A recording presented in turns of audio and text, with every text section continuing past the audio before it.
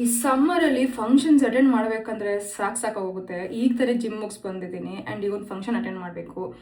Full day ಈ ಬಿಸಿಲಲ್ಲಿ makeup stay ಆಗಬೇಕು. ಆಗತ್ತಾ?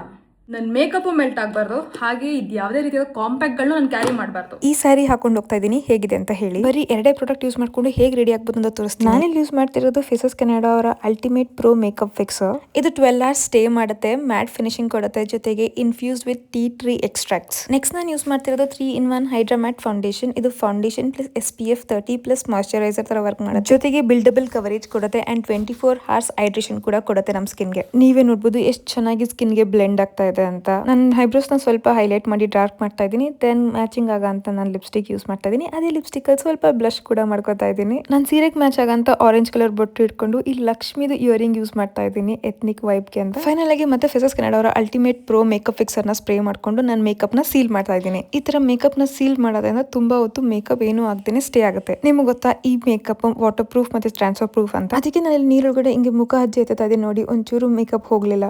ಅಷ್ಟೇ ಅಲ್ಲ, ಟಿಶ್ಯೂಲಿ ಹಿಂಗ್ ವೈಪ್ ಮಾಡಿದಾಗ ಟಿಶ್ಯೂ ಕೂಡ ಮೇಕಪ್ ಟ್ರಾನ್ಸ್ಫರ್ ಆಗಿಲ್ಲ. ನಿಮ್ಗೆ ನನ್ನ ಫೈನಲ್ ಔಟ್ಲುಕ್ ಹೇಗೆ ಅನಿಸ್ತು ಅಂತ ಕಮೆಂಟ್ ಸೆಕ್ಷನ್ ಅಲ್ಲಿ ತಿಳಿಸಿ. ನಿಮ್ಗೆ ಏನಾದ್ರೂ ಈ ಪ್ರಾಡಕ್ಟ್ಸ್ ಬೇಕಂದ್ರೆ ಇಲ್ಲೇ ಕೆಳಗಡೆ ಟ್ಯಾಗ್ ಮಾಡಿದ್ದೀನಿ, ಅಥವಾ you can shop your favourite beauty products from Nykaa, Purplle, Amazon, Myntra and Flipkart.